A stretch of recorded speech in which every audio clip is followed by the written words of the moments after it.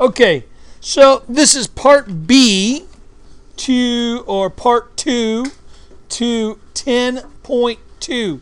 Now, one of the things that I'm going to do here is probably going to switch back and forth over and draw some things out because you guys know how awesome. No laughing. And so I'm probably going to switch back and forth, which if you're watching this online, you're not going to be able to see that just simply because it doesn't allow it to do that. But I'm sure that you'll more than get the understanding as I'm describing it. So I love this picture. This picture is the Sierra Nevada mountain range, and when we see it, one of the things that you see is you say, oh, I see a mountain. It's above ground. It's always been there. It has not always been there. And what do I mean by that? Well, this particular mountain range, the Sierra Nevadas, this was a batholith. All right, so you've got different ways of making mountains. You can make them by vertical uplift of continents crashing into each other, or you can have this situation, which it happens to be a magma mass, or a mass made out of magma that is thousands and thousands and thousands of kilometers long and wide and huge, and so this is what we refer to an intrusion. So here's my question for you. All right, I'm going to come in between Luke and Jalen, and I am butting my way in so they can no longer talk to each other. I'm being an intrusion, right? So I'm between them. Or someone comes into your room while you are Skyping with your boyfriend or FaceTiming with your girlfriend, and your mom's like, you need to knock that stuff off, and then you're like, Mom, you're intruding in on my conversation. Can I not have my space? Well, an intrusion is just that. So this particular mountain range we're here, you can't see while I'm drawing because I've now switched to the whiteboard. But basically, if I draw the Sierra Nevadas, which I'm doing right now, which is an excellent job of the Sierra Nevadas here. I mean, just so amazing drawing. Now I'm drawing a little mountain climber on the side of the mountain. All right, so here are the Sierra Nevadas, but here's the difference. Now we'll get rid of mountain climber, dude. And as I'm doing that, I'm going to put layers of dirt and soil and whatnot on top of that. Well, the Sierra Nevada started out that way. What happened is we have this magma field that pushed up and made an intrusion, batholith, this major area. And as it did, it was there and solidified. So what ends up happening? Now, years and years of time go by, drawing out the Sierra Nevadas again, only there's no dirt on top because it's all either weathered away or eroded away or washed away out in the middle of the Pacific Ocean somewhere. It's gone, right? And so now you've got what's left is the Sierra Nevadas. It is, again, this giant mountain that was there because this magma solidified. Batholith. Right? And again, we're going to go in decreasing size. All right? So this is as big as it freaking gets, and we're going to decrease now. Okay? A stock. A stock to me is maybe the size of a state, maybe the size of, I don't know, maybe half a state. It's less than a batholith. So we've decreased in size. Same thing, just covers a little less area. Okay? A laccolith literally means a lake of rock. Now, here's what's cool about laccoliths. Laccoliths are all over. You see them all over, but you don't realize you're seeing them.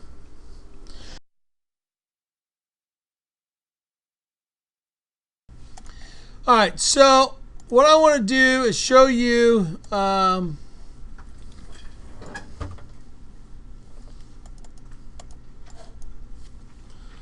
picture of the Black Hills of South Dakota.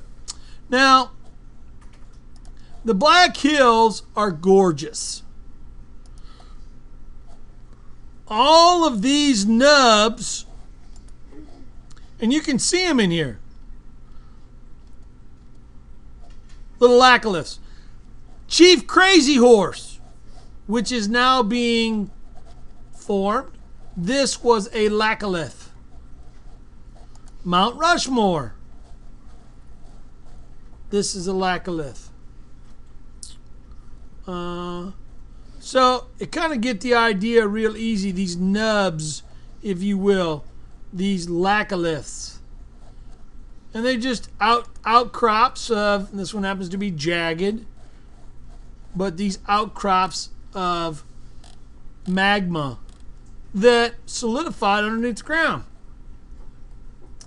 Okay. The next one, actually I got, do you mind if I show you this next picture? I want to show you a picture first, then I'll come back to this. The picture I want to show you is this. Anybody ever been to Atlanta?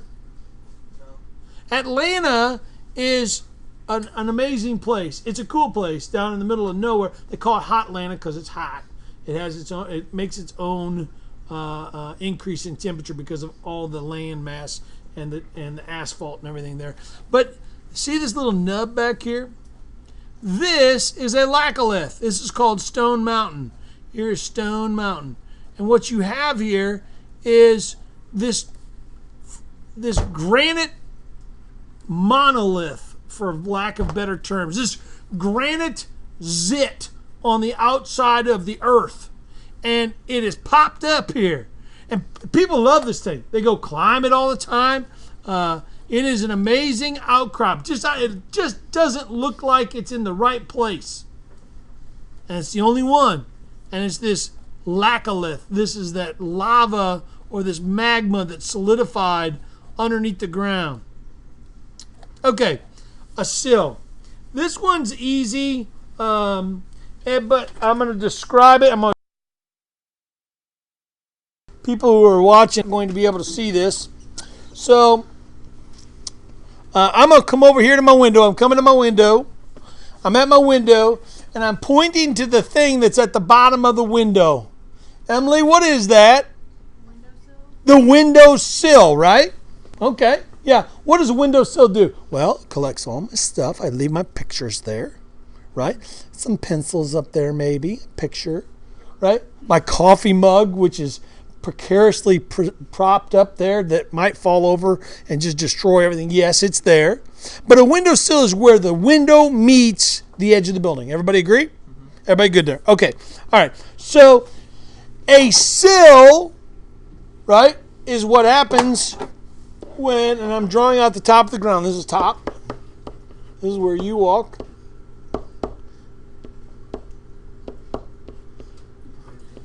Kind of strolling there, repping with Bernie. There we go. All right, so this is where you walk. All right, now here's the deal. What happens is we have magma intrusions, maybe a batholith, maybe a laccolith, maybe a stock. Okay, whatever. But what happens is this. Some of that sometimes shoots off horizontally, and it cuts off the top from the bottom. It forms a break. It forms a sill. It keeps them separated. All it is magma that's shot off horizontally. It may be that it goes up and then down a little bit. Not really sure I care. It's the principle. It's basically horizontal, right? So this would be a sill.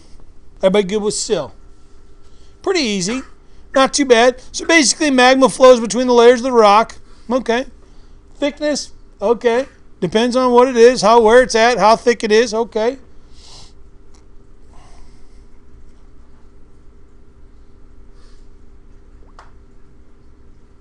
Okay. The next one is pretty easy. It's a dike. Now, normally when you think of dikes, you're thinking of rivers, right? A dam, a levee, a dike, something to hold back water, right? Something to hold something back. Well, that is similar in the sense that dikes are such that what they're doing is they are a vertical break. Now, again, I'm going to draw this out. Who are not watching. Basically, what happens, we have our magma intrusion here, and it shoots off vertically, separating two spaces again vertically, right? Well, okay. So here's my question. Does it have to go exactly vertically? No. Generally, what happens is it follows a crack. Maybe an earthquake took place and you've got a break or a crack in there, and so it seeps through there and melts the rock through there, and it's a weaker place. And it forms a dike. Interestingly enough, these may not be extremely important terms to you every day of your life, but when it comes to people who are prospecting for gold, yeah, they look for these things because when we have this kind of heat associated with this, they're looking for deposits of gold, lead, silver, platinum, whatever, where it is cooled off, and that's where that pool has come together at. So, yeah, pretty cool. All right, so everybody's good. Is everybody good with batholith? Everybody good with stock? Laccolith?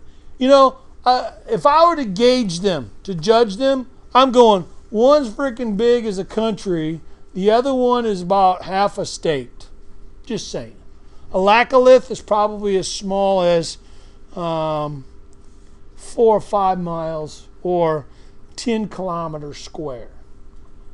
We're going from big to not so big to even not so bigger, right? Even smaller, right? Again, Laccolith. I love Stone Mountain.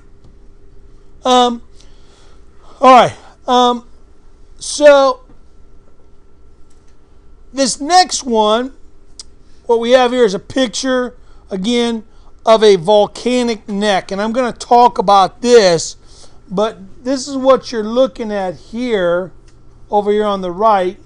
And you see, if I were to draw a volcano around that, sure enough. So what's happened here? Well, a volcanic neck is pretty interesting, right? So any of you ever in your lifetime verp? Verp, you know, verp. What is verp? It's kind of like when you vomit and burp at the same time and it just comes right up to about in the middle of your neck. Right. So if you think of a volcanic neck, this is kind of like the verp of volcanoes, right? So what happens is this. The magma, lava, depending on where it's at, as it goes through, it starts to intrude up into the volcano, right? But then it solidifies, right? So as it solidifies up there, eventually this material on the outside that's the volcano weathers away and erodes away and ends up going somewhere onto the ground or into a river or into the ocean or wherever. And then lo and behold, you have a volcanic Now, yeah, it is pretty cool actually. Most famous one is Devil's Tower that we know. I'm going to show you. I'll come back to this. Just give me 2 seconds. Again, lava neck. All right, here we go.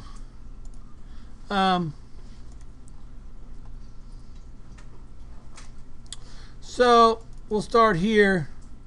We went out. I do, obviously, you know that I'm on the road quite a bit. Went out to Rapid City, South Dakota, to help them put a drug program in. Devil's Tower is not too far from there. This is out of the P2D2 Dodge 2500 Mega Cab. Just driving down the road. Note that it's on the right-hand side. I am not taking the picture while I'm driving, so please do not think I'm a lawbreaker, right? So as we're coming up here, you'll notice I take a bunch of pictures. Now, from the outside, it looks like a volcano sitting there. Now, this is in Wyoming. As you keep driving up, there's nothing else out here. Maybe some Laccoliths every once in a while, because why? We're in the Black Hills of South Dakota area. And as we keep driving up closer, I got excited. I kept having them. This one's out my window, right? So I did take this one. I'm not going to lie about that one. But the reason why is because we're stopped waiting to get in. As we get in, we're getting closer. Here's Bailey and Taylor. But look at what we got here. This is the neck of a volcano, right? Awesome. So this is in Wyoming, right? Wyoming. Well, probably one of the most geologically active areas there is, right? This is me climbing up to the top. I actually climbed up the top. I'm getting close. Let me just show you where I got to. I got like in here. So you'll see I almost lose my phone here. I get up to, that was when I was losing my phone. I'm like, and I took a picture of that. I was like, yeah. So this is where I eventually made it up to, up in this corner. What do you see? Yeah, so what happened is, as this cooled, it formed geometric columns. I believe they're hexagonal. They're in a hexagon. And the legend goes is the young Indian warrior was being chased by a bear, a grizzly bear. And as he was being chased by the bear, the young warrior climbed up to the top of the mountain, but the grizzly bear couldn't get up. And so as he did, he used his claws to drag away the side of the mountain until this was all that was left. Native American tribes lived here for years and years and years and years. Very popular place. And I just find it so fascinating to look at, right? So I made it up to here. I did a lot of climbing while I was there. And again, I took this picture just to show you. Look at the trees growing vertically on the side of this thing. It's just amazing. This was one of those pictures where I wasn't really paying attention. This is me climbing up the Needles. So I was up here at the top. I was climbing pretty good. That was you? Yeah, that's me. You can definitely see. That was my red shirt. You can see my red shirt there. Yeah. Yep, that looks just like me. So that's the Needles. Again, this is in a Laccolith area. But what was cool is I took this picture. This is where the edge of the Laccolith came down. And what I thought was pretty interesting about it was they made a tunnel here. Now, what's interesting is they tunneled all the way through this thing, and it's a long way through there. But what was interesting is my truck's width is, I think, 8'6" and 5 inch, 8'6",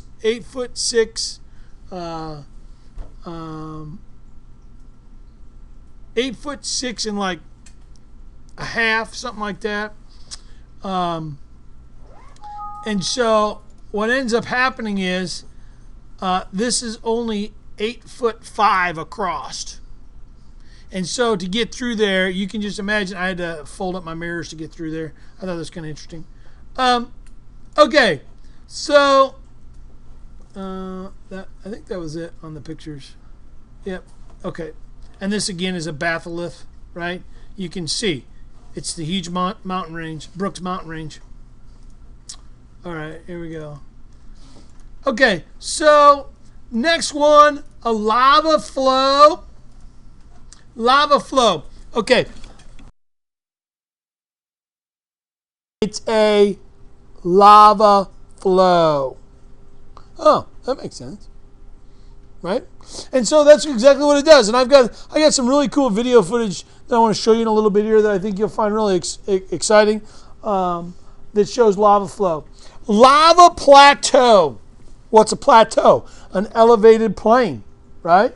So what happens is lava flows out of a volcano, a crack, a skylight, a fissure, whatever. Flows out of the ground. As it does, it carpets the ground, fills in all the cracks, and it makes a plateau. All right, hold on. So, lava plateau.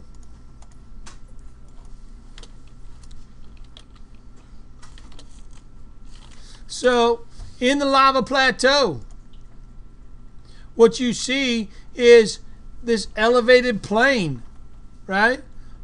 Here is a lava flow, and as it flows, it eventually makes a plateau. What? I'm a poet and don't know it, right? Here's a lava plateau being developed, right? It's flowing out from this volcano back here, and it's making everything nice and flat. A lava plateau. Gotta love it. Devil's Tower, this is just different pictures. I didn't take those. Ship's Rock, New Mexico, again, is a volcanic neck or a series of volcanic necks. Why is it called Ship's Rock? Because they thought it looked like the masts of giant sailing ships when they had the shadows, and that's why they called it Ship's Rock. Okay, so what I want to show you is this next clip, and this is a really good clip, I feel, for explaining. Take a look at this. It's a mountain. Well, actually, it's a volcano.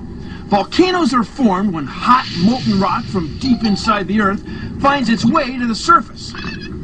Now, this isn't hot, molten rock. It's a mild acid. And to help it find its way to the surface, we'll add some sodium bicarbonate.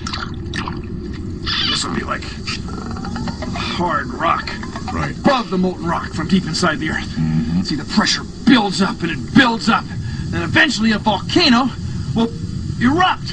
It'll blow its top. It'll explode. When? Anytime now. There it goes. You're saying, Bill, you know, I've made volcanoes like that in my kitchen. Maybe better. I mean, that's it? That's it? I mean, what's the big deal? What's the big deal? Take a look. Volcanoes can blow down entire forests in just a few seconds. They can reroute rivers and form new lakes, carve new valleys, transform entire landscapes in a matter of hours. And that's what happened around here when that mountain right there blew its top. It's Mount St. Helens, and it erupted in 1980. It's in the Pacific Northwest of North America. Okay, so Mount St. Helens, when I was a kid, I was at Washington grade school, 1980, and Mount St. Helens erupted. Interestingly enough, when it did, the side blew out of Mount St. Helens, so it was a pressure release valve. Basically, it wanted to go straight up in the air, but it also blew out the side, which ended up causing a lot of problems for a lot of people because it caused immense pyroclastic flows and damage due to that. But so when I was a kid, again living here in Pontiac, that explosion caused the gases from Mount St. Helens and the ash and everything else to go up into the stratosphere about 40,000 feet up. And so it gets up in the stratosphere, and as it does, it then travels along the jet stream, the stratosphere, etc. Well, lo and behold, I remember my parents going out and their cars had this layer, not a thick layer, but a layer of this dust and whatnot on it, and it was basically the fact that the dust from Mount St. Helens had traveled all the way from Washington to here. So I thought that was pretty interesting. Now, there are different types of volcanoes. They don't always explode when they erupt. Some volcanoes ooze. Now, when I say ooze, I'm talking about hundreds of thousands of tons of rock. At well over 1,000 degrees Celsius. They come out of the earth and they cool off to make new land. Land that you and I live on. See, there are different types of volcanoes, but they all do the same thing. They all build up the Earth's surface.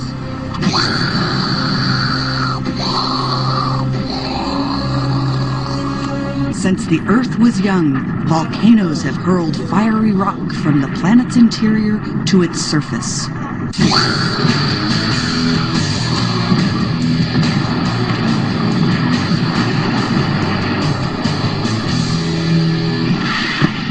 Volcanoes usually occur where two tectonic plates run into each other. Like here's Mount St. Helens, where the Pacific plate is colliding with the North American plate. But the Hawaiian Islands are right here in the middle of the Pacific plate, with no other plates around. And the Hawaiian Islands are made of volcanoes. So how did they get there? Take a look at this. It's our drifting plate magma plume simulator of science. This is the Pacific Ocean. This is the Pacific Ocean floor, the Pacific plate. And this is a boat. As near as we can tell, deep beneath the Pacific plate, there's a stream of extremely hot magma, what we call a magma plume.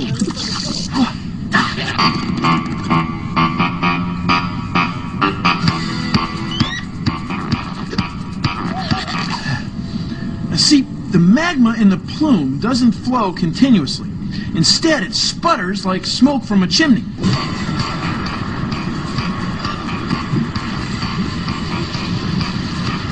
And it's always in the same spot. So the pressure in the plume builds for it to punch through the Pacific plate. Please. Like this. And then the plate moves.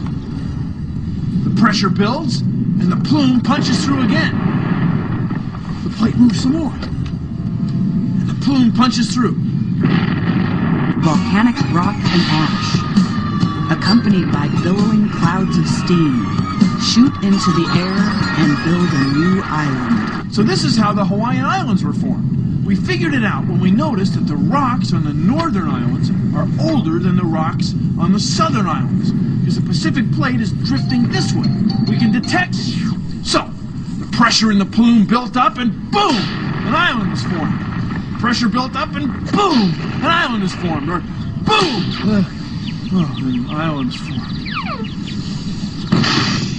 Volcanoes erupt because there are gases trapped in the magma deep inside the Earth. Lava is in constant motion as expanding gas is released from within. So when those gases get hot enough, they expand and explode. Expand and explode.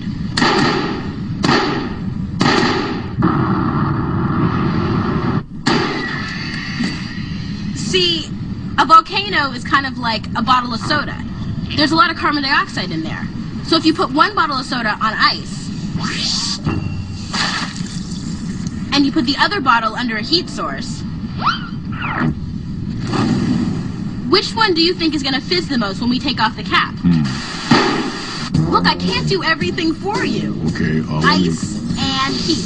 let's see. Okay, I'll do it. Fine. Cold. This is an active lava field. This is an active lava field. A field of lava.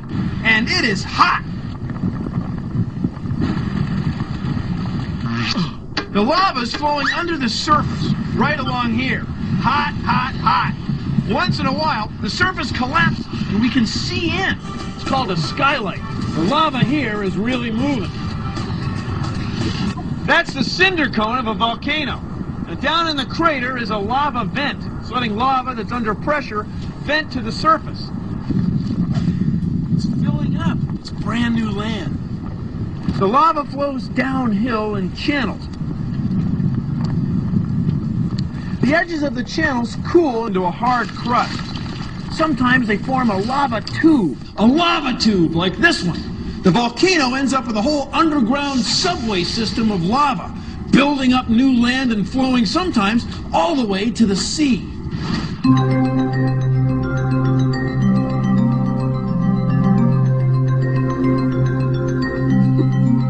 Here it is. The lava is flowing into the sea. See? It's turning the ocean into steam, and it's making brand new land. Talk about waterfront property. The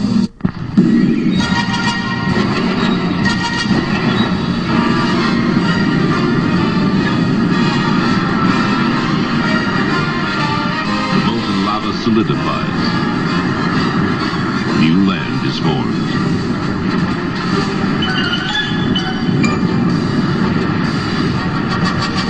The wind carries seeds all over the volcanic landscape. If they happen to land in the right place, some of them start growing. Now, why do you think plants get started in these cracks? Well, that's where the water hangs out when it rains. See, getting started on these smooth surfaces would be hard. The water just runs away.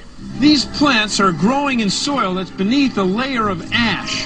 But in a few years, with a few more rains, the plants will be getting their nutrients from the ash itself. The volcanic landscape will turn lush. This is a brand new lake, so there are new plants growing here. That brings in all kinds of new animals. Around here, nature has a way of regenerating itself. Okay, so I thought it was a good example. They had a lot of really cool different examples: lava plateau, lava field, skylight, pillow lava. I love pillow lava. So, yeah, you guys did a great job. Appreciate you paying attention and doing everything. And this will end today. And keep doing a great job. I appreciate all you do. Thanks.